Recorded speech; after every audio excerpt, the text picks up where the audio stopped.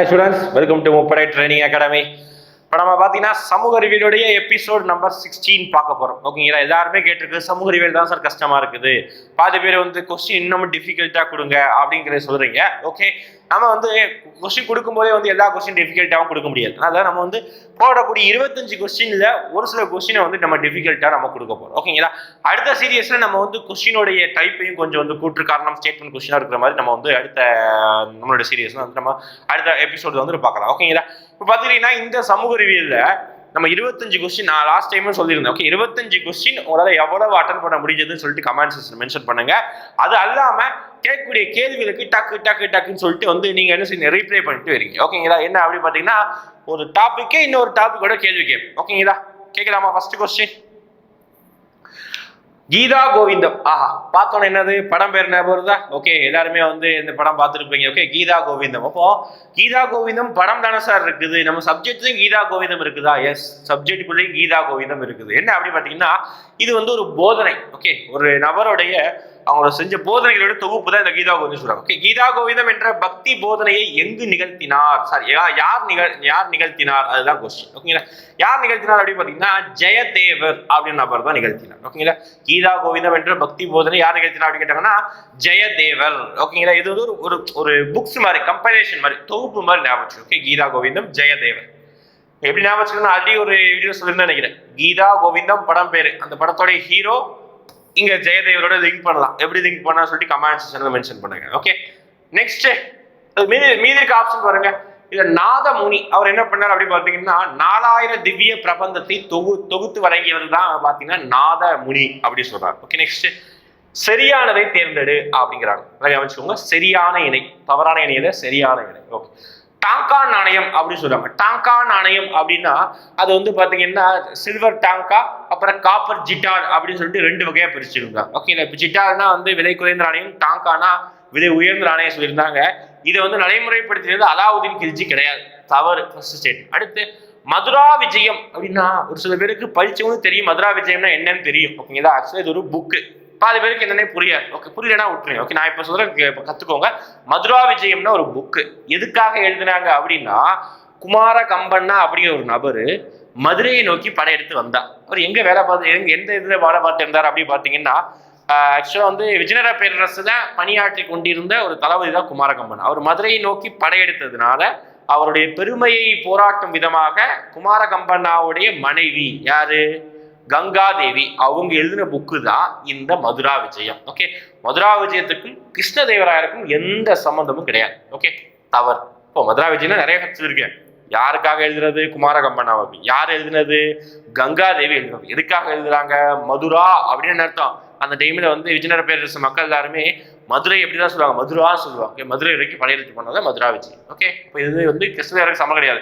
Maybe Ganga Devi குமாரகம்பண்ணா ஏதாவது கொடுத்துருந்தாங்கன்னா match வரலாம், சரியானதா இருக்கு. அடுத்து திருவாசகம் அப்படின்னு சொல்லியிருக்காங்க சுந்தரர். எஸ், ஓகே, திருவாசகத்தை சுந்தரர் எழுதுறாங்க. ஓகே, தவறு. ஓகே, திருவாசகத்தை எழுதியவர் யாரு அப்படின்னு சொன்னாங்கன்னா மாணிக்க வாசகர் தான் திருவாசகத்துக்கு தவறு. அடுத்து தேவாரத்தை எழுதிய யாரு? எஸ், அப்பர். இதுதான் கரெக்ட். ஓகேவா, தேவாரத்தை ஏற்றியவர் அப்பர். கரெக்டான ஸ்டேட்மெண்ட். ஓகே, புரியுதா? அப்ப சரியான இணை கேட்டிருக்காங்க, மீதி மூணுமே தவறு. நான் என்ன ரீசன் சொல்லிட்டேன், அது மெயினா மதுரா விஜயத்தை வந்து நோட்ஸ் எடுத்து வச்சுக்கோங்க. ஓகே, திருவாசகம் ஏற்றியவர் மாணிக்க வாசகர். நெக்ஸ்ட் பாருங்க, நல்ல ஒரு கொஸ்டின், நிறைய பேருக்கு இதுக்கு ஆன்சர் கூட தெரியும். ஓகே, சூரியனார் கோவில் கட்டப்பட்ட இடம் அப்படின்னு கேட்கிறாங்க. என்ன சூரியனார் கோவில் அப்படின்னா என்ன அப்படி பார்த்தீங்கன்னா இங்கிலீஷ்ல வந்து சன் டெம்பிள் அப்படின்னு சொல்லுவாங்க. இப்போ நான் ஒரு கொஸ்டின் கேட்க போறேன். ஓகே, கமெண்ட்ஸ்ல மென்ஷன் பண்ணுங்க. இந்த கோவிலை எனக்கு இப்பதான் ஞாபகம் வந்தது. ஓகே, இந்த கோவிலை நம்மளுடைய ரூபாய் நோட்டுல வந்து பிரிண்ட் ஆயிருக்கு. ஓகே, பேக் சைடுல. ஓகே, நம்மளுடைய ரூபாய் நோட்டுல ஒவ்வொரு ரூபாய் நோட்டுல ஒவ்வொரு படம் இருக்குமா? 2000 நோட்டுல மங்கல்யான், 500 நோட்டுல ரெட் ஃபோர்ட், நம்மளுடைய ஒவ்வொரு ரூபாய் நோட்டுல ஒவ்வொரு படம். இந்த சூரியனார் கோவில ஒரு நம்மளுடைய ரூபாய் நோட்டுல ஒரு ரூபாய் நோட்டுல பிரிண்ட் அடிச்சிருக்காங்க. எங்கு கட்டப்பட்ட இடம் அப்படின்னு கேட்கிறாங்க. எங்க அப்படின்னா கொனார்க். ஓகே, கொனார்க் சன் டெம்பிள்னே சொல்லுவாங்க. கொனார்க் என்ற பகுதியில எங்கதான் இருக்குது அப்படின்னு பாத்தீங்கன்னா இது ஒடிசாவில் இருக்கக்கூடியதுதான் இந்த கொனார்க். ஓகே, மீதி இருக்கக்கூடிய பாருங்க இந்த அபு குன்று, அப்புறம் தில்வாரா. ஓகே, இந்த இது பாத்தீங்கன்னா ரெண்டுமே பாத்தீங்கன்னா ராஜஸ்தான்ல இருக்கும். ராஜஸ்தான் எது? அபு குன்றும் தில்வாரா. ஓகே, தில்வாரா சொன்னா நமக்கு ஒரு பாட்டு கூட ஞாபகம் இருக்கும். நிறைய பேர் வந்து பாத்தீங்கன்னா அந்த மீம்ஸ்க்காக நிறைய ஒரு பட்டனை யூஸ் பண்ணுவாங்க. ஆக்சுவலா அது ஒரு ஊர் பேர். ஓகே, ஓகே, தில்வாரா, ரெண்டு பேர் ராஜஸ்தான் இருக்குது. ரெண்டு பார்த்தீங்கன்னா சமண கோவில்கள். இந்த அபு குன்று, நீங்க கூகுளை விட போட்டோ சர்ச் பண்ணி பாருங்க, மவுண்ட் அபு அப்படி சர்ச் பண்ணி பாருங்க. ஓகே, கோவில் தான் பார்த்தீங்கன்னா சர்ச் பண்ணி இமேஜா பார்த்தீங்கன்னா மறக்காது. மவுண்ட் அபு அப்படி சர்ச் பண்ணி பாருங்க, நல்ல ஒரு பெரிய கோவில், ஜெயின் கோவில் இருக்கும், நல்ல ஒரு பெரிய கோவில் இருக்கு. கஜிராஹோ எங்க இருக்கு அப்படி பார்த்தீங்கன்னா மத்திய பிரதேஷ். மத்திய பிரதேசத்துக்கு கூடியதான் கஜிராஹோ. ஓகே, அப்போ கொனார்க்கு சூரியனார் கோவில் இருக்கு. சன் டெம்பிள் ரொம்ப ரொம்ப ரொம்ப சக்தி வாய்ந்த கோவில் சொல்லுவாங்க. ஓகேங்களா, இங்க பார்த்தீங்கன்னா பண்டிட் தான் இந்த கோவிலுக்கு வந்து பெரிய பெரிய முதலமைச்சர்கள், பெரிய பெரிய என்ன சொல்றது பிரதமர்கள் தான் இந்த கோவிலுக்கு அடிக்கடி விசிட் பண்ணுவாங்க. ஒரு காலத்துல ஒரு டைம்ல இந்திரா காந்தி இந்த கோவிலுக்கு என்ட்ரி ஆகும்போது பாத்தீங்கன்னா, அதாவது யாருமே இந்த கோவிலுக்கு வந்து கருவறை அப்படி ஒரு விஷயத்துக்குள்ள யாராவது என்ட்ரி ஆக முடியாது. ஏன்னா அந்த கோவிலுடைய பூசாரிகளை யாருமே என்ட்ரி பண்ண விட மாட்டாங்க. ஆனா இந்திரா காந்தி போகணும் அப்படின்னு சொல்லிட்டு முன் வந்திருப்பாங்க. அங்க இருக்க கோவில் பூசாரிகள் ஒரு பிரைம் மினிஸ்டரே எதிர்த்தாங்க, சாதாரண பூசாரிகள். அந்த அளவுக்கு அந்த கோவிலுடைய பூசாரிகள் பலம் வாய்ந்தவர்கள். ஓகேங்களா, கொனார்க் மறக்காதீங்க. எந்த ரூபாய் அப்படின்னு கமெண்ட் செக்ஷன்ல மென்ஷன் பண்ணுங்க. ஓகே, சோமநாதபுர படையெடுப்பை மேற்கொண்டவர் அப்படி கேட்கிறாங்க. சோமநாதபுரம் படையெடுப்பு அப்படின்னா ஆக்சுவலா படையெடுப்பு அப்படின்ற விஷயம் இருக்கு. அப்போ கீழே ஆப்ஷன் நீங்க பார்த்துருப்பீங்க, எல்லாமே முஸ்லீம் மன்னர்கள் தான் இருக்கிறாங்க. ஓகே, அப்போ முஸ்லீம் மன்னர்களாலே படையெடுத்து வராங்க. அதுல நமக்கு ரெண்டு முஸ்லீம் மன்னர்கள் ரொம்ப முக்கியம். இந்த கஜினி மாமதுவும் அப்புறம் முகமது கோரி, ரெண்டு முஸ்லீம் மன்னர்கள் முக்கியம். ஏன்னா இந்தியாவின் மீது படையெடுத்து வந்திருந்தாங்க. அப்போ அதுல சோமநாதபுர படையெடுப்பு யாரோட ரிலேட் ஆனது அப்படின்னு கேட்டாங்கன்னா கஜினி மாமுது. ஓகே, முகமது கஜினி சொல்லலாம், கஜினி மாமது சொன்னாலும் ஓகே தான். ஓகே, நிறைய பேர் கேள்விப்பட்டிருப்போம், கஜினி முகமது இந்தியாவுக்கு பல முறை படையெடுத்து வந்திருந்தார் அப்படின்னு சொல்லி கேள்விப்பட்டிருப்போம். ஓகே, இப்போ நான் என்ன சொல்ல போறேன்னா, முஸ்லீம்கள் இந்தியாவுக்கு படையெடுத்து வந்தாங்க. இவரும் வந்தான்னு சொல்றாங்க, இவரையும் வந்தான்னு சொல்றாங்க. யார் யாரெல்லாம் வந்தாங்க அப்படின்னு சொல்லிட்டு ஒரு 3 பேர், முக்கியமான 3 பேரோட லிஸ்ட் நான் சொல்ல போறேன், எழுதி வச்சுக்கோங்க. ஃபர்ஸ்ட் வந்தது படையெடுப்புல ஃபர்ஸ்ட் வந்தது, அதாவது 700 ஆண்டு கிபி 700ஆம் வருஷ டைம்ல. ஓகே, 8ஆம் நூற்றாண்டுலேயே வந்திருப்பாரு. யார் அப்படி பாத்தீங்கன்னா முகமது காசிம். அவர் தான் பார்த்தீங்கன்னா ஃபர்ஸ்ட் வந்தவர், முகமது காசிம். அடுத்து யாரெல்லாம் வந்தாங்க அப்படின்னு பார்த்தீங்கன்னா இவர் தான். ரெண்டாவது வந்தது தான் இந்த கஜினி மாமது, அப்படி மாமுது சொல்லுவாங்க, முகமது கஜினி சொல்லலாம். ஓகே, இவர் தான் பார்த்தீங்கன்னா கிட்டத்தட்ட எந்த ஆண்டு இந்தியாவுக்கு மீது கடைசியா படையெடுத்து வந்திருப்பாருன்னா 1001 கிபி 1001ஆம் ஆண்டு இந்தியாவுக்கு படையெடுத்து வந்திருப்பார். ஓகேங்களா, இவர் தான் முதல் துருக்கிய படையெடுப்பு நபரும் இவர் தான் சொல்றாங்க.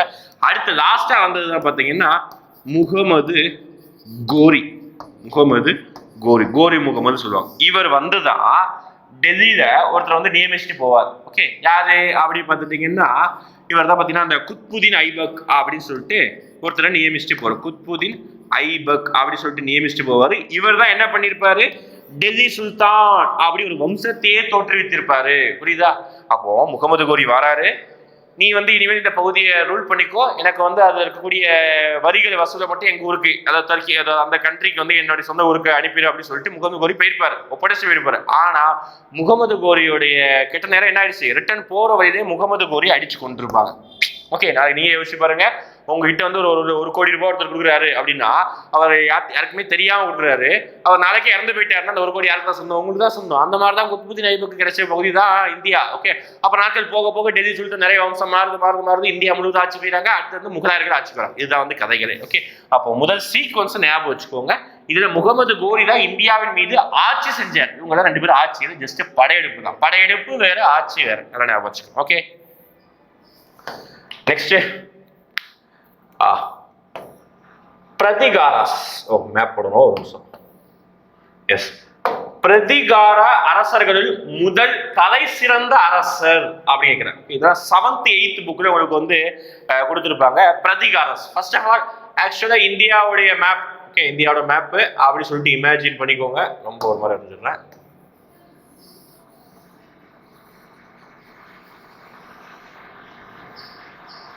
இந்தியா அந்த காலங்களில் பாகிஸ்தானும் சேர்ந்ததுதான் இந்தியா. இதுதான் இந்தியா பகுதி. அப்போ இதுல வந்து இதெல்லாம் பாகிஸ்தான் இவ்வளவு தூரம் வந்து நம்ம இந்தியாவோட பகுதி இருக்குது. அப்போ ஒரு காலங்களில் இந்தியா ரூல் பண்ணது ஏன்ஷியன் டைம்ல இருந்து. கிபிக்கு அப்புறம் இந்தியா ரூல் பண்ணது 300 வருஷத்துல. நல்லா நினைச்சுக்கோங்க, கிபி ஆண்டுல 300 வருஷத்துல இருந்து 550 வரைக்கும் இந்தியாவை யார் ரூல் பண்ணிருப்பாங்க அப்படின்னு குப்தர்கள் ரூல் பண்ணிருப்பாங்க. குப்தர்களுக்கு அடுத்து பாத்தீங்கன்னா சின்ன அங்கங்க சின்ன ரூல் வருவாங்க. கனிஷ்கர் வருவாங்க, குஷானா வருவாங்க, இந்த மாதிரி சின்ன மன்னர்கள் ரூல் வருவாங்க. அதுக்கப்புறம் ஒரு 700ஆம் ஆண்டு, ஓகே 700 ஆண்டுகள் இந்த டைம்ல பாத்தீங்கன்னா இந்தியாவில 3 பெரிய குடும்பங்களாக அங்கங்க ஆட்சி செய்யறாங்க. யாரு அப்படி பாத்தீங்கன்னா இந்த பகுதி, அதாவது வங்காள பகுதி முழுவதையும் ஆட்சி செஞ்சது அப்படி பாத்தீங்கன்னா யார சொல்றாங்கன்னா பாலர்கள் அப்படின்னு சொல்றாங்க. இங்கிலீஷ்ல பாலாஸ் அப்படின்னு சொல்லுவாங்க. அதாவது வெஸ்ட் பெங்கால் பகுதியை ரூல் பண்ணவங்க, பீகார், அசாம் இந்த பகுதியை ரூல் பண்ணவங்க பாலர்கள் அப்படின்னு சொல்றாங்க. அப்போ இந்த பகுதி, அதாவது இந்த குஜராத், ராஜஸ்தான், பஞ்சாப் இந்த பகுதியெல்லாம் ரூல் பண்ணவங்க தான் என்ன சொல்றாங்கன்னா பிரதிகாராஸ் அப்படின்னு சொல்றாங்க. யாரு? பிரதிகாராஸ். அவங்க இன்னொரு பேர் என்ன சொல்றாங்கன்னா குஜார்ஸ் பிரதிகாராஸ் அப்படின்னு சொல்லுவோம். கொஞ்சம் கஷ்டமா தான் இருக்கும், கொஞ்சம் படிச்சு வச்சுக்கோங்க மேப் படி. அடுத்து இங்க இருக்கும், அதாவது மத்திய இந்தியா, மத்திய பிரதேசம், தெலுங்கானா, அப்புறம் கர்நாடகாவுடைய மேல பகுதி, இங்கெல்லாம் ரூல் பண்ணவங்க என்ன சொல்றாங்க அப்படின்னா ராஷ்டிர கூடாஸ். ராஷ்டிர கூடாஸ் ராஷ்டிர கூடார், ராஷ்டிர கூடர்கள் அப்படின்னு சொல்றாங்க. ஓகே, அப்ப 3 குடும்பங்கள், இங்க பிரதிகாராஸ், இங்க பாலர்கள், இங்க பாத்தீங்கன்னா மத்திய பகுதி கர்நாடகாவுடைய மேல பகுதி வந்து ராஷ்டிர கூடாஸ் ரூல் பண்றாங்க. இதுல பிரதிகாராஸ்ல சிறந்த அரசர் அப்படின்னு கேட்டாங்கன்னா யார் தான்? முதலாம் நாகபட்டா. ஓகே, இவர் தான் பார்த்தீங்கன்னா சிறந்த அரசர் சொல்றாங்க. ஓகே, சிறந்த அரசர். ஏன்னா விரத்து சிறந்தவர். மேப் படி பார்த்து வச்சுக்கோங்க. மேப் சும்மா அப்படி ரஃபா வரைஞ்சு வச்சுக்கோங்க. இந்தியா மேப் தான் உட்காந்து ஒரு செகண்ட் வரைஞ்சிடும், அவ்வளவுதான். அடுத்து கங்கை கொண்டான் அப்படின்னு சொல்றாங்க. ஓகே, நான் சொல்லியிருந்தேன் டைட்டிலுக்காக நான் கண்டிப்பா வீடியோ போடுறேன்னு சொல்லியிருந்தேன். கண்டிப்பா நான் வீடியோ போடுறேன். ஓகே, பயப்படாதீங்க. டைட்டில் வச்சு நான் வந்து புக்ஸ் வீடியோ தான் ரெடியா இருக்குது. புக்ஸ் வீடியோ அடுத்த கண்டினியூ நீங்க வாட்ச் பண்ணிட்டு இருந்தீங்கன்னா இன்னும் கம்மிங் வீக்ஸ்ல நம்ம என்ன வீடியோஸ் எல்லாம் போடுறோம் நான் சொல்றேன். ஹிஸ்டரிக்காக நான் சொல்றேன். ஓகே, எடுத்து வச்சாச்சு.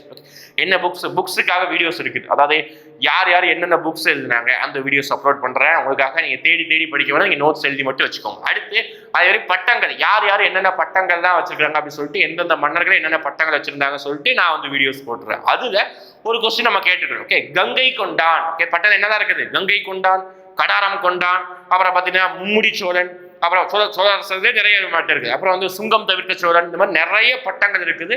அதுல கங்கை கொண்டாங்கிற ஒரு பட்டத்தை வச்சது யார்? அது ரொம்ப ஈஸி. எப்படி நம்ம சொல்லலாம்னா, நான் இன்னொரு க்ளூ கொடுக்குறேன், கண்டுபிடிக்க முடியுமா பாருங்க.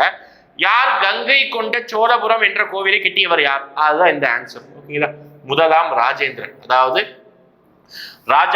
ராஜராஜ சோழனுடைய மகன் தான் முதலாம் ராஜேந்திரன். ஓகே, இவர் என்ன கோவிலை கட்டினார் அப்படின்னு பார்த்தீங்கன்னா தஞ்சாவூர்ல இருக்கக்கூடிய மிகப்பெரிய கோவில். என்ன கோவில்? தஞ்சை பெரிய கோவில். அந்த கோவிலை கட்டினதா யாரு? முதலாம் ராஜராஜ சோழன் சொல்றோமா அவரு. அப்ப அவருடைய பையன் என்ன கோவிலை கட்டினாரு? அவருடைய பையன் என்ன செஞ்சாரு ஞாபகம். ஃபர்ஸ்ட் அவர் பையன் என்ன செஞ்சிருக்காரு? இந்தியாவுடைய கங்கை ஆறு வரைக்கும் படையெடுத்து சென்றிருக்காரு. ஓகே, அப்ப கங்கை வரைக்கும் படையெடுத்ததை நினைவு கூறும் விதமாக அவர் கட்டிய கோவில் தான் என்ன கோவில்? கங்கை கொண்ட சோழபுரம் அப்படின்னு சொல்லிட்டு கோவில் கட்டினார். யார்? அவருடைய பையன் முதலாம் ராஜேந்திரன். அதனால அதுக்கு என்ன பேர் வச்சுக்கிட்டாங்க? கங்கையே ஆட்சி செஞ்சுட்டானா கங்கை கொண்டான். ஓகேங்களா? அதாவது எந்தெந்த பகுதியை வந்து அவர் கைப்பற்றினாங்களோ அதுக்கு பேரா மாறும். கடாரம் கொண்டான் ஏன் வந்து பேர் வைக்கிறாங்க அப்படின்னா, கப்பல் வழியாக இந்தோனேஷியா வரைக்கும் போய் ஆட்சி செஞ்சதுனால, இந்தோனேஷியா பகுதியும் கைப்பற்றினால கடாரம் கொண்டான். அவ்வளவுதான், வேற எதுவுமே கிடையாது. ஓகே, அப்ப முதலாம் ராஜேந்திரன். எஸ். நெக்ஸ்ட், நிலத்தின் உண்மையான உடைமையாளர்களை பூமி புத்திரர்கள் என்று அழைத்தவர்கள் யார் அப்படிங்கிறாங்க. ஓகே, உண்மையான ஓனர்ஸை பூமி புத்திரர்கள் அப்படின்னு சொல்லுவாங்க. ஓகேங்களா? இதெல்லாம் ரொம்ப முக்கியமானது, யூனிக்கான. யாரு அப்படின்னு பார்த்தீங்கன்னா பாண்டியர்கள். இதுதான் முக்கியம். இந்த மாதிரி கொஸ்டின் தான் நம்ம எதிரும் பார்க்கலாம். கொஞ்சம் டிஃபிகல்ட்டா இருக்கலாம். ஓகே, ஒரு சில பேருக்கு நான் படிக்கிறவங்க ஜென்ரஸும் அப்படியே ராஜாவை பத்தி படிச்சிருப்போம், இந்த மாதிரி நிர்வாகத்தை பத்தி படிச்சிருக்க மாட்டோம். ஓகேங்களா? அப்போ உண்மையான உடைமையாளர்கள் பூமி புத்திரர்கள் யார் சொல்றாங்க அப்படின்னா பாண்டியர்கள் தான் இப்படி சொல்லிருப்பாங்க. ஓகேங்களா? அடுத்து விஜயால சோழன் வழி வந்த சோழ வம்சத்தின் கடைசி அரசர் யாருன்னு கேட்கிறாங்க. ஓகே, அப்போ சோழ வம்சத்துல வந்து 2 வகையா இருக்கு. ஒண்ணு வந்து முற்கால சோழர்கள் சொல்லுவாங்க. அதாவது சேர சோழ பாண்டியர்கள் மூவேந்தர்களும் தமிழ்நாட்டை ரூல் பண்ணாங்க, சங்ககாலத்தை ரூல் பண்ணாங்க, படிச்சிருப்போம். அந்த டைம்ல ராஜாக்களோட பேர் வந்து நிறைய தெரியாது. பட்டங்கள் மட்டும் தான் இருக்கும், ராஜா பேர் நிறைய தெரியாது. ஆனா பிற்கால சோழர்கள், அதாவது 1000 வருஷத்துக்கு அப்புறம், அதாவது ராஜராஜ சோழன், ராஜேந்திரன் இவங்க தான் ஆட்சி செய்யறதுக்கு முன்னாடி வந்து ஒரு 800 வருஷத்துல வந்து பாத்தீங்கன்னா ஒரு மன்னர் தான் பிற்கால சோழ வம்சத்திலிருந்து நிலைநாட்டி இருப்பார். அந்த மன்னருக்கு பேர் தான் விஜயாலய சோழன். ஓகே, அப்போ இன்னொரு பாயிண்ட் நீங்க எழுதி வச்சுக்கணும். என்னது?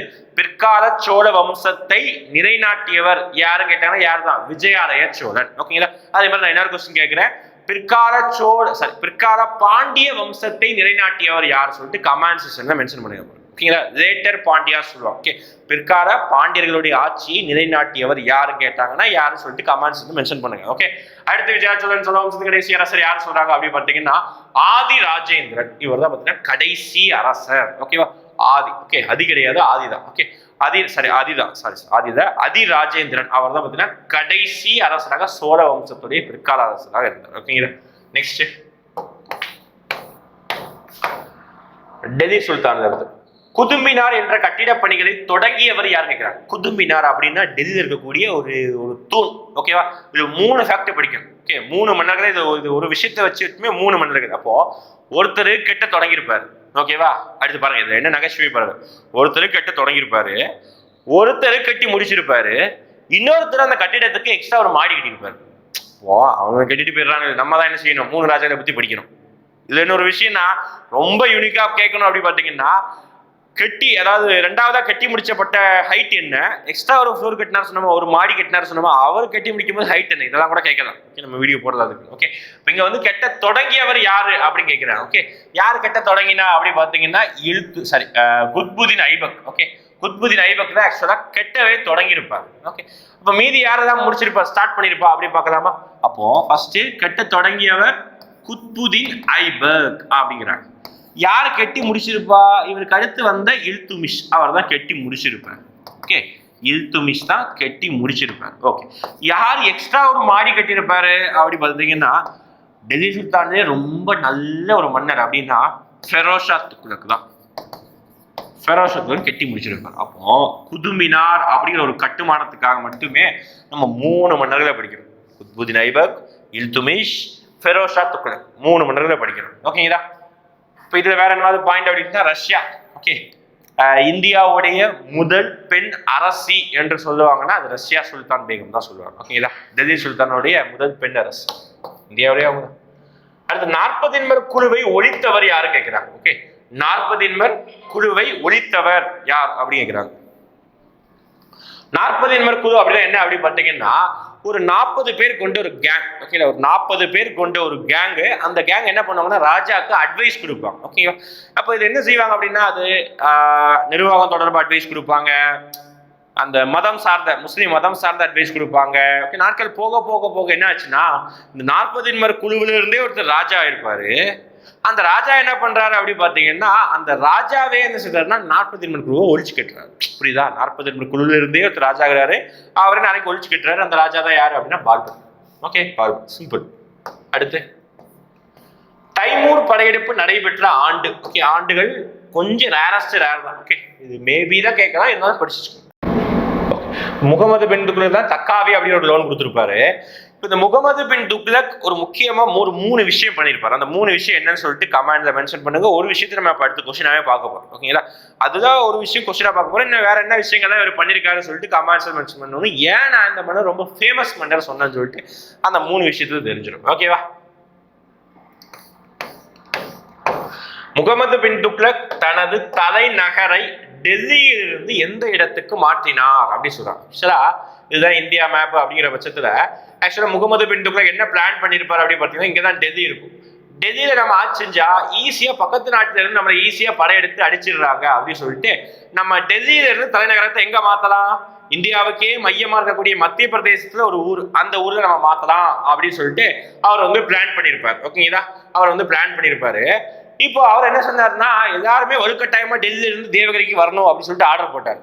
நீங்களே யோசிச்சு பாருங்க, உங்க சொந்த ஊர் திருநெல்வேலியோ சொந்த மதுரையோ எங்கேயாவது இருக்கீங்க, எல்லாரும் கம்பல்சரி நாளைக்கு எங்க வரணும் அப்படி பார்த்தீங்கன்னா கோயம்புத்தூர் வரணும் அப்படி ஆர்டர் போட்டு வலுக்கட்டாயமா திணிக்கும் போது, விருப்பம் இருந்தா வாங்கன்னு சொன்னா தப்பு இல்லை, ஆனா வலுக்கட்டாயமா திணிக்கும் போது எல்லா மக்களுக்கும் விருப்பம் இல்லாம வராங்க.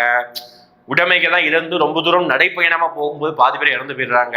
அங்க வந்து உங்களுக்கு புழைக்க தெரியல, நிறைய டிராபேக் இருந்ததுனால திருப்பி என்ன பண்ண, அந்த காமெடி மன்னர் இங்க இருந்து இங்க மாத்துறாரு. அது செட்டானு தெரிஞ்சோம், திருப்பியும் அந்த தேவகிரி அப்படிங்கிற ஊர்ல இருந்து திருப்பி டெல்லிக்கு மாத்துறாரு. புரியுதா? இந்த மாதிரி தான் அந்த காமெடி பண்ணிட்டு இருந்தாரு இந்த முகமது பின் துக்ளக் மன்னர். எந்த பகுதிக்கு மாத்துறாரு அப்படின்னா தேவகிரி. நிறைய பேர் சொல்லுவாங்க, சார் தௌலதாபாத் தான் சார் அப்படி சொல்லுவீங்க, தவறு. ஓகேவா? அவர் தேவகிரிக்கு மாத்துனதுக்கு அப்புறம் தேவகிரியுடைய ஊர் பேரை தான் என்னவா மாத்தினாரு, தௌலதாபாத்னு மாத்தினாரு. இப்போ 2 ஆப்ஷன் இருந்தது, இது பெஸ்ட் தான் நீங்க செலக்ட் பண்ணணும். பெஸ்ட் எது? தேவகிரி தான் பெஸ்ட். ஏன் அப்படின்னா மாத்துறதுக்கு முன்னாடியே அந்த ஊரோட பேர் தேவகிரி மாத்திட்டு அங்க செட்டில் ஆன பிறகு அங்க அமைச்சரவை வச்சதுக்கு அப்புறம் தான் அந்த ஊர் பேர் என்ன மாத்தினா தௌலதாபாத் மாத்திட்டாங்க. ஓகே, நெக்ஸ்ட் முதல் 3 ஆழ்வார்களுள் தவறானது எது கேட்கிறாங்க. ஓகே, ஆழ்வார்கள் மொத்தம் எத்தனை பேரு? 12 பேர். அதுல முதல் 3 பேர் யாரெல்லாம்? பொய்கை ஆழ்வார், பூதத்தாழ்வார், பேயாழ்வார். முதல் 3 பேர். வராதவங்க பெரியாழ்வார் வர மாட்டாங்க. ஓகே, பெரியாழ்வாருடைய மகள் பெயர் என்ன? கமெண்ட்ஸ் மென்ஷன் பண்ணுங்க, ரொம்ப ரொம்ப ஈஸி, எல்லாருக்குமே தெரியும். அடுத்த கொஸ்டினே அதுதான். ஓகே விடுங்க. நாச்சியார் திருமொழி என்ற நூலை எழுதியவர் யார்? ஆண்டாள். ஓகே, நாச்சியார் திருமொழி என்ற நூலை எழுதியவர் ஆண்டாள்.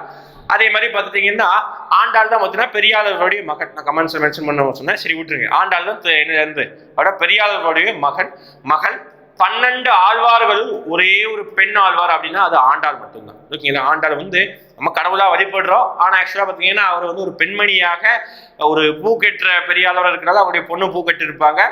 அவங்க என்னன்னா ஒரு ஒரு கடவுளை தன்னுடைய புருஷனா பாவிச்சுட்டே வாழ்ந்திருப்பாங்க அவங்க வாழ்க்கை முழுவதும். அதுதான் வந்து அந்த தோட்டத்து கதை நல்லா இருக்கும், ரொம்ப சுவாரஸ்யமா இருக்கும். அதை என்னன்னா அப்படி பார்த்தீங்கன்னா மாலையை வந்து கடவுளுக்கு போடுறதுக்கு முன்னாடி அந்த மாலையை வந்து அவளுக்கு ஆண்டாளுக்கு போட்டுட்டு திருப்பி கடவுளுக்கு தான் போடுவாங்க. அது ஒரு என்ன சொல்றது, ஒரு லவ் அதை வந்து பிரதிபலிச்சாங்க. அதுதான் ஆண்டாள் நாச்சியார் திருமொழி. அதே மாதிரி குலசேகர ஆழ்வார் எழுதிய திருமொழியை வந்து கமெண்ட்ஸ் மென்ஷன் கொஞ்சம் டிஃபிகல்ட் தான், தேடி கூட மென்ஷன் பண்ணி கமெண்ட்ஸ். குலசேகர ஆழ்வார் எழுதிய திருமொழியை என்ன திருமொழி அப்படின்னு சொல்லிட்டு கமெண்ட் செக்ஷன்ல மென்ஷன் பண்ணுங்க. அடுத்த ஜியோகிராஃபி வந்துட்டு பாருங்க, கொஞ்சம் ஹிஸ்டரியும் ஜியோகிராஃபி கொஸ்டின் கொடுத்துருக்கேன். ஓகே, உலகின் மிக உயரமான நீர்வீழ்ச்சி என்ன கேட்கிறாங்க? உலகின் மிக உயரமான நீர்வீழ்ச்சி என்ன அப்படின்னா ஏஞ்சல் நீர்வீழ்ச்சி. ஓகே, எங்க சார் இருக்குது அவ்வளோ உயரமான நீர்வீழ்ச்சியா? எஸ். எவ்வளோ ஹைட்டு பற்றி பார்த்தீங்கன்னா அப்ராக்சிமேட்டா 900க்கு above. Okay, meter 900 above meter. தோராயமா சொல்லணும்னு பார்த்தீங்கன்னா 949 மீட்டர் நினைக்கிறேன். ஓகே, 49 79 தெரியல, இந்த ரெண்டு தான். ஓகே, கரெக்டாக ஆக்சுவலா 9 முடியும். 949 79 மீட்டரா இருக்கிற கண்டிப்பா வந்து 900க்கு மேல 1000க்குள்ள. ஓகே, கிட்டத்தட்ட 1 கிலோமீட்டர் உயரம் இருக்குமா, அவ்வளவு பெரிய நீர்வீழ்ச்சி ஏஞ்சல் நீர்வீழ்ச்சி. இது எங்க சார் இருக்கு? நம்ம ஊர்ல இருக்குதா? நம்ம ஊர்ல எப்படி இருக்கும் அவ்வளவு பெரிய நீர்வீழ்ச்சி? நம்ம ஊர்ல கிடையாது. அப்ப எங்க இருக்குது அப்படி பார்த்தீங்கன்னா வெனிசுலா. ஓகே, ஒரு சுற்றுலா கண்ட்ரி வெனிசுலா. ஏதாவது யூடியூப்ல பாருங்க இந்த நீர்வீழ்ச்சி அவ்வளவு அருமையா இருக்கும். ஓகே, அடுத்த ஆப்ஷன் ஏதற்கு என்னது? நயாகரா நீர்வீழ்ச்சி. ஓகே, நயாகரா அப்படி ஒரு விஷயத்த பார்த்த உடனே படிச்ச உடனே எல்லாருக்கும் ஒரு காமெடி ஞாபகம் வரும். என்ன காமெடி அப்படின்னா வே காமெடி ஞாபகம் வரும். ஒருத்தர் வந்து இன்டர்வியூ போயிருப்பாரு, ஒரு கேள்வி கேட்டுவாரு, வயாகரா சாப்பிட வேண்டிய வயசுல என்ன கேட்கிறாரு, நயாகராவுடைய நீர்வீழ்ச்சியோட ஆழம் என்ன அகலம் என்னன்னு கேட்கறான்னு சொல்லுவாங்க. அதுதான். ஓகே, இது ஒரு ஃபேமஸான நீர்வீழ்ச்சி தான் நயாகரா நீர்வீழ்ச்சி. இது ஆக்சுவலா பார்த்துக்கிட்டீங்கன்னா நம்மளுடைய எங்க இருக்கும் அப்படி பார்த்தீங்கன்னா இது ஜிம்பாப்வேல இருக்கும். ஓகேங்களா? அதே மாதிரி விக்டோரியா நீர்வீழ்ச்சி ஜிம்பாப்வே. இதுவும் ஜிம்பாப்வே. இது வந்து ஆக்சுவலா கனடாவில் இருக்கும்னு நினைக்கிறேன். நயகரா நீர்வீழ்ச்சி கனடா, கரெக்டா தெரியல. நயகரா நீர்வீழ்ச்சி விக்டோரியா, இது எல்லாமே அமெரிக்காவுடைய கான்டினென்ட், நார்த் அமெரிக்கா சவுத் அமெரிக்காவில் தான் இருக்கும். ஓகே, இது நம்ம ஊர். ஓகே, குற்றால நீர்வீழ்ச்சி நம்ம ஊர் தமிழ்நாட்டில் திருநெல்வேலி, அதாவது திருநெல்வேலி இப்போ என்னாச்சு தென்காசியில் இருக்கு. ஓகே, தென்காசி மாவட்டத்தில் குற்றால நீர்வீழ்ச்சி. இதெல்லாம் மிக உயரம் கிடையாது. ஓகே, இவ்வளவுதான் இருக்கும். ஓகே, எட்டி பார்த்தோம்னா கொஞ்சம் தூரம் தான் இருக்கும். ஓகே, ரொம்ப உயரம்லாம் இருக்காது. ஆனால் ஏஞ்சல் நீர்வீழ்ச்சியில் நீங்க யூடியூப்ல வீடியோ பாருங்க, அவ்வளோ ஹைட் இருக்கும். அதான் போங்க ஒரு நாட்கள். ஓகே, கண்டிப்பா வந்து நம்ம எவ்வளவுதான் சம்பாதிச்சாலும் எவ்வளவோ சொத்து வாங்குறோம், வீடு வாங்குறோம், அந்த இது வாங்குறோம். இயற்கை ரசிக்கணும், நிறைய இடங்களை போய் பார்க்கணும், ஒரு டிராவலரா இருக்கும். ஓகேங்களா? ஒரு நிறைய இடங்களுக்கு நம்ம லீவ் கிடைக்கும் போது சுற்றுலாக்கள்லாம் போகணும். அப்போதான் இப்படிதான் ஒரு இடம் இருக்குது அப்படிங்கிற ஒரு விஷயத்தை நம்ம தெரிஞ்சுக்க முடியும். ஓகே, தமிழ்நாட்டில் காணப்படக்கூடிய உப்பு ஏரி எதுன்னு கேட்கிறாங்க. இதுல என்னன்னா ஒண்ணு உப்பு ஏரிங்கிற ஆப்ஷன், இன்னொன்று தமிழ்நாட்டுல எந்த ஏரி இருக்குது. ஓகேவா? கண்டிப்பா சிலிக்கா ஏரி நம்ம ஊர் கிடையாது, சாம்பார் ஏரி நம்ம ஊர் கிடையாது. இது வந்து உப்பு ஏரி தான், ஆனா சாம்பார் ஏரி நம்ம ஊர் கிடையாது, எங்க ராஜஸ்தான். அதே மாதிரி வேம்பநாடு ஏரி கேரளா, நன்னீர் ஏரி பழவேற்காடு ஏரி தான் வந்து தமிழ்நாட்டில் இருக்குது. ஒரு கேள்வி கேட்கிறேன், தமிழ்நாட்டுக்கும் இன்னொரு மாநிலத்துக்கும் பார்டரா இந்த பழவேற்காடு ஏரி இருக்கு, எந்த மாநிலத்துக்கு? கமெண்ட் செக்ஷன்ல மென்ஷன் பண்ணுங்க. ஓகே, தமிழ்நாட்டுக்கும் இன்னொரு மாநிலத்துக்கும் பார்டரா இருக்கும் பழவேற்காடு ஏரி. இது ஒரு உப்பு ஏரி தான். ஓகே, சாம்பார் ஏரி எங்க இருக்குது? ராஜஸ்தான்ல இருக்குது உப்பு ஏரி. வேம்பநாடு ஏரி உப்பு ஏரியே கிடையாது, அது நன்னீர் ஏரி. எங்க இருக்குன்னா கேரளாவில் இருக்குது. ஓகே, வேம்பநாடு லேக். இதெல்லாம் வந்து சுற்றுலா பயணிகள், அதாவது போட் ஹவுஸ் எல்லாம் போவாங்கன்னா இந்த ஏரியில தான் போவாங்க. நல்லா இருக்கும். அடுத்து பன்னாட்டு தாய்மொழி தினம். ரொம்ப ஈஸியான ஒரு கொஸ்டின் தான். எப்போ அப்படின்னா February 21 தமிழ் புக்ல மென்ஷன் பண்ணியிருப்பாங்க. ஓகே, பன்னாட்டு தாய்மொழிகள் தினம் எப்போ? February 21. ஓகே, இதுல ஜூலை 21 என்ன நாள் அப்படின்னு சொல்லிட்டு மென்ஷன் பண்ண போறீங்க. ரொம்ப ரொம்ப முக்கியமான நாள், கொஸ்டின் கேட்கக்கூடிய ஒரு நாள் தான். ஓகே, க்ளூ கொடுக்கலாமா? சரி, க்ளூ என்ன கொடுக்கலாம் அப்படின்னா சமுதாயத்தோடு தொடர்புடைய ஒரு நாள். சமுதாயத்துக்கு தேவையான ஒரு நாள். ஓகே, ஜூலை 11 ஒரு நம்ம ஒரு நாளா கொண்டாடும். ஓகே, February 21 பன்னாட்டு தாய்மொழி தினம். இந்தியாவில் சார்மினார் என்ற கட்டிடம் எங்கு உள்ளது அப்படிங்கிறாங்க. ஓகே, சார்மினார் அப்படி ஒரு கட்டிடம்னா ஒண்ணு இல்லை, எல்லாருமே இந்த இமேஜ் பார்த்துருப்போம்.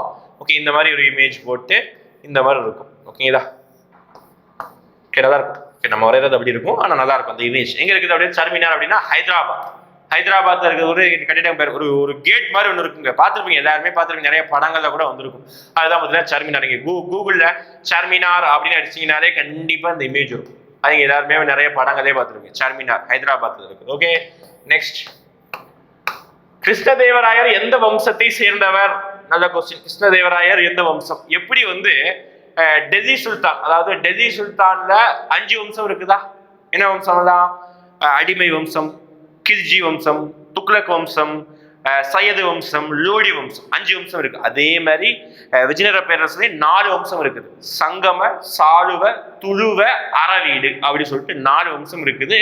மொத்த விஜயநகர பேரரசுல சிறந்த மன்னர்னா யார் தான்? கிருஷ்ணதேவராயர் தான். அப்ப அவர் எந்த வம்சம் சேர்ந்தவர்? துளுவ வம்சத்தை சேர்ந்தவர். முக்கியமான துளுவ வம்சம். அரவீடு வம்சம் தான் கடைசி வம்சம். ஆனா துளுவ வம்சத்தோடய அவங்க பேரரசா இருந்த விஷயங்கள் தான் அழிஞ்சுட்டே வந்து. அரவீடு வம்சத்துல அழிவுல தான் இருப்பாங்க. திருப்பதி தான் வந்து மையமாச்சு தான் ரோல் பண்ணுவாங்க. அரவீடு வம்சம் தான். விஜயநகர பேரரசால் வெளியிட்ட நாணயம் என்ன அப்படிங்கிறாங்க. இதெல்லாம் கண்டிப்பா எல்லாருக்குமே தெரியும். ஏன் அப்படின்னா விஜயநகர பேரரசை வச்சு தமிழ்நாட்டில் ஒரு படம் வந்திருக்கும். என்ன படம்? தென்னாலிராமன். வடிவில் நடிச்சிருப்பாரா தென்னாலிராமன். அந்த தென்னாலிராமன் படத்தை நீங்க பார்த்துட்டீங்கனாலே ஹிஸ்டரியை படிச்ச மாதிரி தான். ஹிஸ்டரி இதை விஜயநகர பேரரசு ஒண்ணுமே இல்லை. ஹிஸ்டரி தான் ஒண்ணுமே இல்லை. நிறைய பேர் கஷ்டப்படுறீங்க. ஆனா நம்ம படங்கள், நம்ம பார்க்குற மூவிஸ், ஒரு 5 மூவி பார்த்தீங்கன்னா 5 மன்னரை பத்தி படிச்ச மாதிரி. ஓகேவா?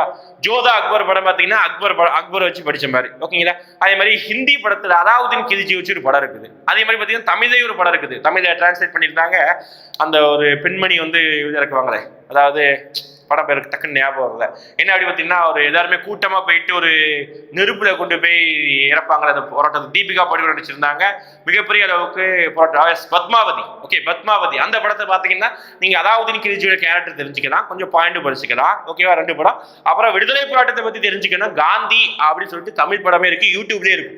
காந்தி அப்படின்னு சொல்லிட்டு அந்த படத்தை பார்த்தீங்கன்னா நீங்களுடைய விடுதலை போராட்டம் எல்லாமே இந்த படத்துல காமிச்சிருப்பாங்க. ஓகே, சுபாஷ் சந்திர போஸ் வச்சு படம் இருக்கு, பகத்சிங் வச்சு படம் இருக்குது, எல்லா தலைவரும் வச்சு படம் இருக்குது. நீங்க படத்தை பார்த்தீங்கன்னாலே பாதி ஹிஸ்டரியை படிச்ச மாதிரி தான். ஓகேங்களா? அதே மாதிரி எதுக்காக சொல்ல வந்தா, எஸ், விஜயநகர பேரரசை பத்தி நம்ம தெரிஞ்சுக்கணும். தமிழ் படத்தை தெனாலிராமன் படத்தை பார்த்தீங்கன்னாலே ஒரு சில விஷயங்கள் தெரிய வந்துடும். ஓகே, அதுல பார்த்தீங்கன்னா தெனாலிராமன் படத்துல வடிவேல் வந்து ரொம்ப, அதாவது மன்னரா இருந்து சாதாரண தொழிலாளி ஆகும்போது வெளியே வருவாரு. வெளியே வந்து பார்க்கும்போது எதுவே மூட்டை தூக்கி வச்சிருக்க பார்ப்பாரு. அதுல உடம்புல ஏதோ சுரக்கிறது அப்படின்னு சொல்லுவாரு. என்னன்னு பார்த்தீங்கன்னா வேர்வை வராத அளவுக்கு அரண்மனையில வந்திருப்பாரு. நான் வெளியே வந்திருப்பாரு. வெளியே ரொம்ப சுரக்கிறது அப்படி பார்த்து ரொம்ப வந்து நாக்கு வறண்டு போய் பசி அதிகமா இருக்கும். ஏதாவது கடையில போய் ஏதாவது வாங்கி சாப்பிடலான்னா என்ன செய்வாங்கன்னா ரூபா தான் கேட்பாங்க. அப்படி ரூபா கேட்கும்போது நம்ம ஊர்ல 5 ரூபா தான் 10 ரூபா தான் கேட்போம் இப்போ. ஆனா அந்த படத்தை என்ன கேட்டிருப்பாங்கன்னா 5 வராகன் கொடுத்தா நான் சாப்பாடு தரேன். எவ்வளவு? 5 வராகன் சொல்றாங்களா? அப்போ அந்த ஊருடைய பணத்துக்கு பேர் என்ன, நாணயத்துக்கு பேர் என்ன? வராகன். அவ்வளவுதான். சிம்பிள். படம் பார்த்தா ஹிஸ்டரி முடிஞ்சது. அதுக்குன்னு வாழ்க்கை ஃபுல்லா படமே பார்த்துக்கிறோம். சரியா? மன்சப்தாரி முறையை அறிமுகம் செய்தவர். மன்சப்தாரினா ஒண்ணும் இல்லை, அந்த குதிரை படைகளை மேம்பாடு செய்வதற்காக ஒரு முறை தான் மன்சப்தாரி. யார் கொண்டு வந்தாங்கன்னா அக்பர். அக்பர் கொண்டு வந்த ஒரு முறை தான் மன்சப்தாரி. இது அந்த ஜோதா அக்பர் படத்திலையும் காமிச்சிருப்பாங்க. ஓகே, அடுத்து 23வது கொஸ்டின். புவி சூரியனிலிருந்து மிக தொலைவில் இருக்கும் நிலை எவ்வாறு அழைக்கப்படுகிறது அப்படி சொல்றாங்க. ஓகே, இது 2 பாயிண்ட். அதாவது இங்க சூரியன் இருக்குது. ஓகே, இங்க வந்து பூமி இருக்குது, எர்த் இருக்கு. இது சன்னு, இது எர்த்து. இந்த சூரியன் வந்து பாத்தீங்கன்னா மையத்துல இருக்கும், சுத்திக்கிட்டே வரும். நீள்வட்டத்துலதான் அந்த பூமி வந்து சுத்திக்கிட்டே வருது. அதுல ஒரு சில டைம் சூரியன் பக்கத்துல வந்து சுத்துற மாதிரி இருக்கும், ஒரு சில டைம் ரொம்ப தூரத்துல இருந்து சுத்துற மாதிரி இருக்கும். அதுல பக்கத்துல வந்தா அந்த பாயிண்ட்டுக்கு பேரு, அந்த பாயிண்ட் டிஸ்டன்ஸ்க்கு பேர் என்ன சொல்றாங்க? பெரிதியன் அப்படின்னு சொல்றாங்க. பக்கத்துல வந்தா. அதே இது நீண்ட தொலைவில், மிக தொலைவில் இருந்தா அப்பீதியன் அப்படின்னு சொல்றாங்க. ஓகே, இதுதான் கரெக்டான ஆன்சர். இது எப்படி நம்ம ஞாபகம் வச்சுக்கலாம்னா, பக்கத்துல ஒரு பேய் வருது. பேய் வந்து நம்ம என்ன சொல்லுவோம்? அப்பாலப்போ சாத்தானி சொல்லுவோமா இல்லையா? அப்பாலப்போ சாத்தானி. அப்போ அப்பீதியன், அப்பாலப்போ. இந்த இது மேட்ச் பண்ணிக்கோ. ஓகே, தூரமா போ அப்படின்னா அப்பாலப்போ சாத்தானி, அப்போ அப்பீதியன். ஓகேவா? அப்போ தூர தொலைவுக்கு பேரு அப்பீதியன், பக்கத்துக்கு இருக்கிற தொலைவுக்கு பேரு என்ன? பெரிதியன். இது 2 தான் ஆப்போசிட் வேர்டு. இதுதான் கன்ஃபியூஷன், வேற எதுவுமே கிடையாது. ஓகேவா? இது சம பக்கத்துல நமக்கு தெரியும். ஆல்ரெடி ஒரு கொஸ்டின்லேயே பார்த்தோம், போன எபிசோட்லேயே பார்த்தோம். ஓகே, நான் அடுத்த எபிசோட்லேயே நம்ம சொல்லியிருந்தோம். ஓகே, இந்த கொஸ்டினுக்கு ஆன்சர் பி. கன்ஃபியூஸ் ஆகக்கூடாது. அடுத்து இது ஒரு நல்ல ஒரு கொஸ்டின். டிஃபிகல்ட்டா கேட்டீங்க, இல்லை கஷ்டமா? இந்த கொஸ்டினுக்கு ஆன்சர் பண்ணி தான் ட்ரை பண்ணி பாருங்க. சில பேர் ஆன்சர் பண்ணிடுவீங்க. ஓகே, இந்தியாவில் வடக்கு மற்றும் வடமேற்கு பகுதியில் கோடை காலத்தில் பகல் நேரத்தில் வீசும் வறுமையான வெப்ப காற்று. ஓகே, காற்றுல பத்தி படிக்கணும், 10th இருக்கும். வெப்ப காற்று இவ்வாறு அழைக்கப்படுகிறது அப்படின்னு சொல்றாங்க. என்ன அப்படின்னு சொன்னா, அதாவது இந்தியாவுடைய மேப்ல இந்த பகுதியில வீசுவாமா, வேகமா பகல் நேரத்துல அப்படியே ரொம்ப ஹீட்டா வீசுவாமா. அந்த காத்துக்கு பேர் என்ன? அப்ப இந்த இடம்னாலே இந்த இடத்துல என்ன இருக்கு? ராஜஸ்தான் தார் பாலைவனம் இருக்குது. அது காத்தடிச்சாலே ஹீட்டு தான். அதுலயும் இங்க கூட கொஞ்சம் ஹீட்டு காத்தா அடிக்குது. அப்ப அந்த காத்துக்கு பேர் அப்படின்னா லூ காத்துக்கு பேர் என்னது? லூ காத்து அப்படின்னு சொல்றாங்க. ஓகேங்களா? அதே மாதிரி மான்ஜாரல். என்ன சார் மான்ஜாரல் அப்படின்னு இங்கிலீஷ் என்ன பேர் தெரியுமா? அதுக்கு பேரு மேங்கோ ஷவர். அப்போ மழை பெய்யும் போது மாங்காய் வந்து விழுமா? அப்படி கிடையாது. என்ன அர்த்தம்னா, இந்த மழை பெஞ்சா கர்நாடக பகுதியில மாங்காய் விளைச்சலுக்கு, மாம்பழ விளைச்சலுக்கு பயனுள்ளதாக இருக்கும். அதனால இதுக்கு பேர் என்ன? மான்ஜாரல். ஓகே, இந்த கொஸ்டினுக்கு ஆன்சர் வந்து லூ தான். எங்க வீசும்? ராஜஸ்தான் பகுதியில வீசக்கூடிய ஒரு காத்துக்கு பேர் தான் லூ. எழுதி வச்சுக்கோ, ராஜஸ்தான் பகுதியில் வீசக்கூடிய காற்றுக்கு பேர் Loo. Last and final question, Gomti ஆற்று எந்த ஆற்றின் துணையாறு அப்படிங்கிறார். கம்பல்சரி இங்க 10th புக்ல ஒவ்வொரு ஆறுக்கும் துணையாறு இருக்கும். காவிரிக்கு எந்தெந்த ஆறு தான் துணையாறு தமிழ்நாட்டில் படிச்சு வச்சுக்கோங்க. ஓகேங்களா? தாமிரபரணி ஆற்றுக்கு எந்த ஆறு தான் துணையாறு, அதே மாதிரி கங்கை ஆற்றுக்கு என்னதான் துணையாறு, பிரம்மபுத்திரா ஆறுக்கு என்னதான் துணையாறு, கோதாவரி, கிருஷ்ணா, இந்த மாதிரி எல்லா ஆறுக்கும் துணையாறுகள் புக்கில் கொடுத்துருப்பாங்க. அது வேற வழியே இதை நிறைய இருக்கும், படிச்சுதான் ஆகும். ஓகே, இதுக்கு ஆன்சர் இருக்கா நீங்க கமெண்ட்ஸ்ல மென்ஷன் பண்ணுங்க, நான் சொல்லிடுறேன். ஓகே, முடிஞ்சா வந்து லைவ் செட்ல மென்ஷன் பண்ணுங்க. ஓகே, கோமதி என்ற ஆற்று துணையாறு என்ன கேட்டாங்கன்னா கங்கை இது. ஓகே, கங்கை ஆற்றுடைய துணையாறு தான் கோமதி. நிறைய, அதாவது கங்கை பார்த்தீங்கன்னா இங்க இருந்து அப்படியே இப்படி ஃப்ளோ ஆகி வெஸ்ட் பெங்கால ஃப்ளோ ஆகும். அது ஃப்ளோ ஆகிறதுக்கு முன்னாடி ஏகப்பட்ட ஆறு வரும். அது ஒரு மிகப்பெரிய ஆறு. ஓகே, கங்கை ஆற்றுடைய மிகப்பெரிய துணையாறுனா இங்க ஒரு ஆறு வரும். ஓகே, இங்க ஒரு ஆறு ஆகி அப்படியே வந்து இங்க மெர்ஜ் ஆகும். அதுவும் இங்கதான் பக்கத்துல தான் ஆர்ஜின் ஆகும். வந்து இங்க மெர்ஜ் ஆகும். இந்த மெர்ஜ் ஆகிற பாயிண்ட், சேர்ற பாயிண்ட் தான் எந்த ஊர் இருக்குது? அலகாபாத் இருக்குது. ஓகேவா? அந்த பகுதியில தான் நிறைய வந்து அந்த ஹிந்து ஃபெஸ்டிவல்லாம் நிறைய ஃபெஸ்டிவல் நடக்கும். ஓகே, எந்த ஊர் அப்படின்னா அலகாபாத். என்ன ரிவர் வந்து சேருது மிகப்பெரிய துணையாறு? யமுனா ரிவர் வந்து சேருது. ஓகே, கங்கை ஆற்று துணையாறு தான் இந்த கோமதி ரிவர். ஓகேங்களா? அப்போ டோட்டலா 25 கொஸ்டின், ரொம்ப பயனுள்ள கொஸ்டின் நிறைய நம்ம பார்த்துருக்கோம். ஓகேங்களா? கண்டினியூஸா வாட்ச் பண்ணுங்க, எல்லா விஷயத்தையும் நோட்ஸ் எடுங்க, கேட்ட கேள்வி கமெண்ட் செக்ஷன்ல மென்ஷன் பண்ணுங்க. ஓகேங்களா? தவறாம பார்க்கணும், நிறைய விஷயம் பயனுள்ளதா இருக்கும். எவ்வளவு எடுத்தீங்க மார்க், எவ்வளவு எடுத்தீங்க மென்ஷன் பண்ணுங்க. எவ்வளவு எந்த கொஸ்டின் கொஞ்சம் கஷ்டமா இருந்தது மென்ஷன் பண்ணுங்க. கண்டினியூஸா மென்ஷன் பண்ணுங்க. மென்ஷன் பண்ணாதான் உங்களுடைய எது கஷ்டமா இருக்கு எனக்கு தெரியும். கண்டிப்பா மென்ஷன் பண்ணுங்க. ஓகேங்களா? தேங்க்யூ.